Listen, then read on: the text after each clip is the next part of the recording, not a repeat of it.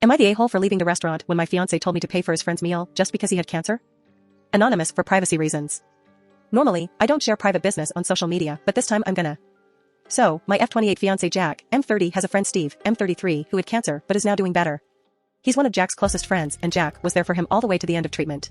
Steve started going out and socializing again, which is great. However, whenever we go out, Jack will expect me to pay for Steve's meals or drinks using the excuse of he had cancer. Show some empathy. We went to an electronics shop one time and Jack told me to pay for Steve's purchases because he's had cancer. I sucked it up once and twice, but then told him I couldn't do it anymore.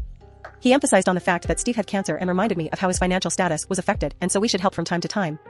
But funny how I'm always the one paying. Yesterday, Jack and I were at a restaurant for lunch. Steve somehow showed up and sat with us. We ate lunch and chattered then before we left, and as I was about to pay the bill, Jack gestured for me to pay for Steve's meal too. I played dumb and said I'm sorry, but why should I pay for his meal?